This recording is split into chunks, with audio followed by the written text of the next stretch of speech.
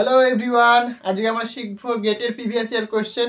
ওকে, previous ইয়ারে একটা problem রেখেছি, খুব ইম্পর্টেন্ট প্রবলেম। দেখো, ক্লাসিক্যাল মেকানিক্সে একটা প্রবলেম রেখেছি, ক্যানোনিক্যাল ট্রান্সফরমেশনের প্রবলেম। এই ধরনের প্রশ্ন, এই ক্যানোনিক্যাল ট্রান্সফরমেশনের প্রবলেম তোমার নেট বলো, গেট বলো, জেস্ট বলো, তোমার বিআরসি বলো, সবার ক্ষেত্রে খুব ইম্পর্টেন্ট। তো এই প্রবলেমটা তোমাকে ভালো করে বুঝতে হবে, তাহলে তুমি এই ধরনের প্রবলেম তুমি করতে পারবে। ঠিক আছে, দেখো জাস্ট একটা কনসেপ্ট যদি বুঝতে হবে তাহলে তুমি প্রবলেমটা করতে পারবে। কি বলেছে? বলছে let small P small Q and capital P capital Q be two pairs of canonical variables। তাহলে দুটো দেখো canonical variables বলে দিয়েছে, ঠিক আছে, pair of canonical variables।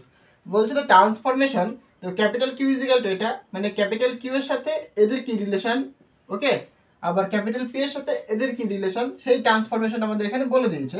বলছে এরা দুজনে, বলছে এই যে ক্যাপিটাল কিউ ক্যাপিটাল পি, এরা বলছে ক্যানোনিক্যাল। দেখো ইজ এ ক্যানোনিক্যাল, তাহলে ক্যানোনিক্যালের কি কন্ডিশন সেটা তোমাকে জানতে হবে, তাহলে তোমার প্রবলেমটা হয়ে যাবে।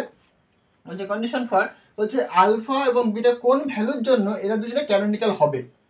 প্রশ্ন হচ্ছে এটা, তাহলে ক্যানোনিক্যালটা কি সেটা তোমাকে জানতে হবে। তাহলে দেখো ক্যানোনিক্যালের কন্ডিশনটা কি ভালো করে বোঝো।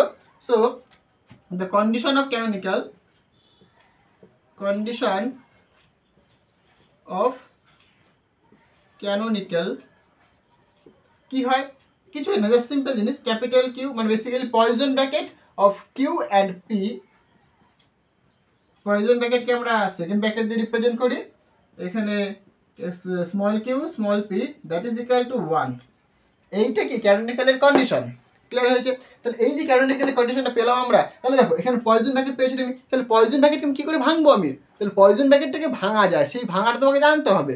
ঠিক আছে, পয়জন ব্র্যাকেটকে আমরা যেটা লিখি বেসিক্যালি, দেখো আমি করি তারপর তুমি বুঝতে পারো কী করে হয় এটা। বেসিক্যালি দেখো ডেল্টা কিউ, মানে প্রথমে এই কিউটাকে স্মল কিউ এর রেসপেক্টে পার্শিয়াল ডেরিভেটিভ করো, into delta capital P small P এর রেসপেক্টে পার্শিয়াল ডেরিভেটিভ, মাইনাস ওপরেরগুলো একই থাকবে, ওপরেরগুলো একই রাখবে, বাট নিচেরগুলো অল্টারনেট করবে জাস্ট। ঠিক আছে, দেখো ক্যাপিটাল কিউ, এখানে কি হবে, এখানে তাহলে স্মল পি হবে কারণ আগে কিউ লিখেছিলাম, আর এখানে ডেল্টা পি, এখানে ডেল্টা স্মল কিউ, এইটা ইকুয়াল টু 1। তাহলে এটা কি, এটা বেসিক্যালি একটা ক্যানোনিক্যালের কন্ডিশন। আর এই যে পয়জন ব্র্যাকেট, এই পয়জন ব্র্যাকেটটাকে আমরা এইভাবে ভাঙি আমরা। ক্লিয়ার হয়েছে? তাহলে এটা তোমাকে মনে রাখতে হবে, এইভাবে মনে রাখবে। ওপরে যেটা রয়েছে মানে কিউ পি, ওপরেরটা সেম থাকবে, বাট নিচেরটা কি হবে, আগে কিউ তারপরে পি, প্রথমটায় তো মাইনাস দিয়ে পরে পি তারপরে কিউ, এইভাবে মনে রাখো, তাহলে তোমাদের সুবিধা হবে। ঠিক আছে, তাহলে দেখো আমাদের কি করতে হবে বেসিক্যালি, আমাদের দেখো তাহলে কিউ বলে দিয়েছে, পি বলে দিয়েছে, তাহলে এখান থেকে আমাদের এই ডেরিভেটিভগুলো করে এদের ভ্যালুগুলো বের করতে হবে, রাইট? তাহলে এক এক করে করা যাক। তাহলে এটা আমরা জানি, হ্যাঁ, এটাকে তুমি 1 নম্বর নাম দিয়ে রাখো। তাহলে আমি সাপোজ এক এক করে করি, তাহলে ডেল্টা কিউ ডেল স্মল কিউটা করি আগে, হ্যাঁ। তাহলে মানে স্মল কিউ এর রেসপেক্টে পার্শিয়াল ডেরিভেটিভ করো, রাইট? তাহলে কিউটা এখানে বলে দিয়েছে, তাহলে কিউটা কত, Q to the power alpha cos beta P. তাহলে দেখো যদি কিউ রেসপেক্টে পার্শিয়াল ডেরিভেটিভ করছি, তবে নাকি কিউ ছাড়া বাকি যেসব ভ্যারিয়েবলসগুলো রয়েছে তাহলে কি কনস্ট্যান্ট হিসেবে ট্রিট হবে, তাই না? তাহলে এখানে দেখো এই যে কসের যে টার্মটা রয়েছে, এখানে পি রয়েছে, বিটা তো এমনিতেই কনস্ট্যান্ট, তাহলে পি রয়েছে, পিটা কি আলাদা ভ্যারিয়েবল, কিউ নয় এটা, তাহলে এইটুকুনি কনস্ট্যান্ট হবে, তাহলে শুধুমাত্র ডেরিভেটিভ হবে এইটা। তাহলে এখানে আমি লিখি প্রথমে কস বিটা ইন্টু পি, কারণ এটা কনস্ট্যান্ট থাকলো, ইন্টু তাহলে Q to the power alpha derivative করে তাহলে আলফা আসবে, Q to the power alpha minus 1 হবে, আর কিউ এর ডেরিভেটিভ করছে তুমি কিউ এর রেসপেক্টে, তাহলে 1 হচ্ছে, রাইট? তাহলে এটা পাচ্ছি আমরা। একই রকমভাবে তুমি পি এর রেসপেক্টও করে নাও, স্মল পি, দেখো কত হবে, তাহলে কিউটা আমি বলছি তুমি স্মল পি এর রেসপেক্ট, তাহলে কি পি হচ্ছে তোমার ভ্যারিয়েবল এখানে, তাহলে পি এর রেসপেক্টে তুমি পার্শিয়াল ডেরিভেটিভ করছো, তাহলে পি ছাড়া বাকি যে ভ্যারিয়েবলসগুলো রয়েছে তাহলে কি কনস্ট্যান্ট হিসেবে ট্রিট হবে, রাইট? তাহলে এখানে তুমি কি করতে পারো, দেখো জাস্ট সিম্পল, তাহলে Q to the power alpha থাকলো ইন্টু কস বিটা পি, এই যেটা, তাহলে এটাকে তুমি ডেরিভেটিভ করো, তাহলে কসের করলে কি হয় বলো, minus of sign beta into small P, কিন্তু এটা তো পি নয়, তাই না? তাহলে কি হবে, বিটা হবে। এইটা হচ্ছে তোমার কি ডেরিভেটিভ করলে পাবে তুমি। ক্লিয়ার হয়েছে? এটা পাচ্ছ তুমি। আচ্ছা, সিমিলারলি তোমাকে কি করতে হবে, এইটা বের করতে হবে, del P R del Q তোমাকে বের করতে হবে, রাইট?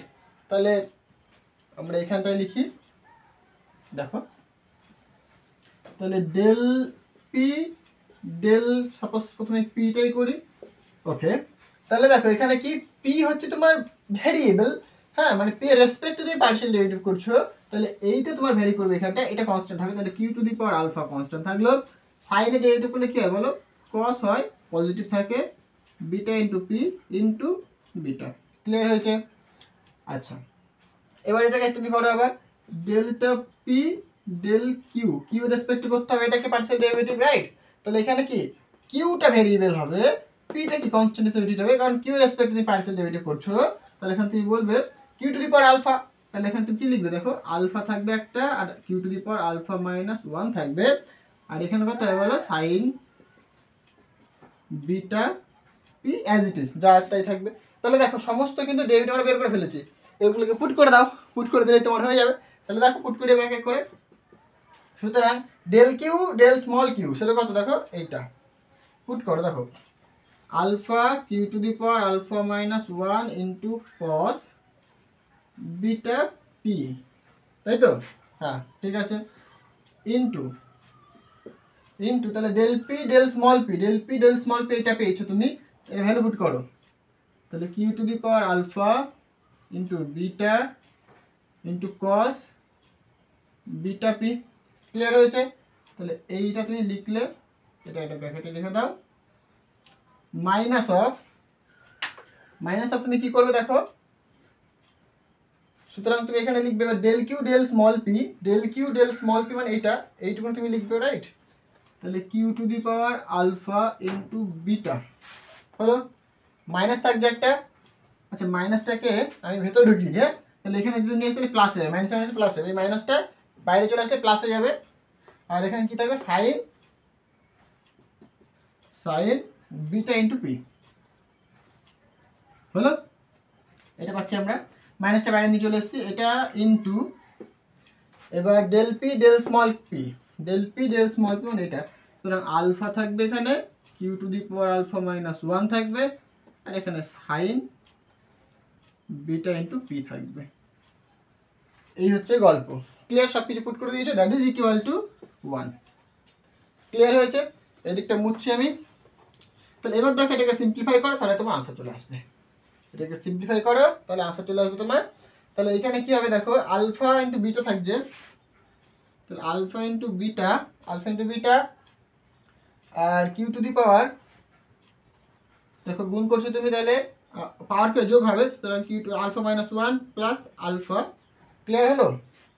আর এখানে দেখো কস বিটা পি মানে cos square beta P, right?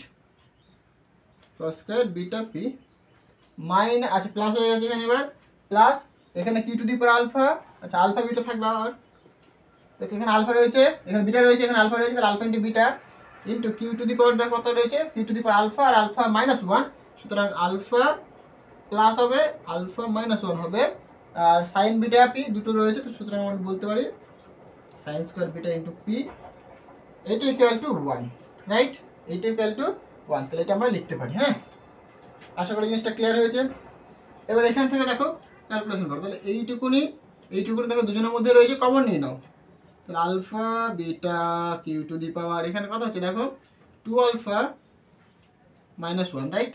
এখানে 2 আলফা মাইনাস 1 নিয়ে নিচু কমন, তাহলে এখানে থাকছে পড়ে কি দেখো কস square beta P plus sine square beta P equal to 1। এটা মানে কত আবার, এই যে cos square theta plus sine square theta মানে কি 1 হয়, এটা আমরা জানি। তাহলে এখানে বলতে পারি আমরা এটা কি, এটা ইকুয়াল টু 1, রাইট? এটা ইকুয়াল টু 1, তাহলে সুতরাং তুমি এখানে বলতে পারো alpha beta Q to the power 2 alpha minus 1 into 1 equal to 1। তাহলে এটা আমরা পাচ্ছি, রাইট?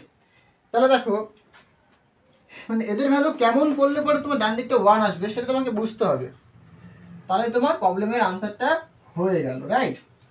তাহলে একটু বোঝো এখানটায় দেখো তোমার কি বলেছে, alpha into beta into Q to the power 2 alpha minus 1 that is equal to 1, right?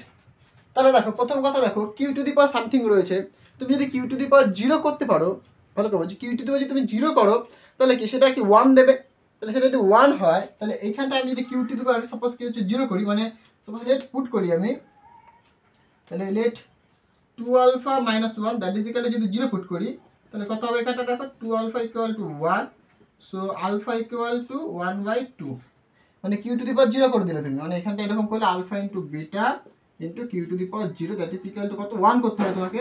তাহলে দেখো আলফার ভ্যালু এখান থেকে তুমি পেয়ে গেছো হাফ, তাহলে এখানে হাফ লিখে দাও তুমি, জিরো করার ফলে কি আলফা ভ্যালু হাফ পেয়ে গেছো, হলো। তাহলে এটা কিন্তু 1 কখন বলতে পারবে, তখনই বলতে পারবে যদি বিটা ইকুয়াল টু 2 হয়। দেখো 2 2 কেটে 1 হবে, আর কিউ টু দি পাওয়ার 0 মানে 1, মানে এখান থেকে তুমি বলতে পারবে half into 2 into 1 equal to কত 1। তাহলে 2 2 কেটে 1 হচ্ছে। ক্লিয়ার আছে? তার মানে কি আলফা ভ্যালুটা তোমার হবে হাফ আর বিটা ভ্যালুটা কত হবে তোমার 2। তাহলে এটাই কি তোমার আনসার। ক্লিয়ার হলো? দেখো এটাই তোমার আনসার, কারণ এটা কোনটা অপশন, অপশন কোনটা দেখো, আলফা ভ্যালু হাফ আর বিটা ভ্যালু 2, তখন অপশন ডি তোমার কারেক্ট আনসার। ক্লিয়ার হয়েছে? জিনিসটা বলে দিতে পারলাম। তাহলে এই ছিল একটা ইম্পর্টেন্ট ইন্টারেস্টিং কোয়েশ্চেন।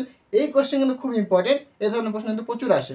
ঠিক আছে, আজকে এই পর্যন্তই থাক, দেখা হবে নেক্সট ভিডিওতে। So thank you.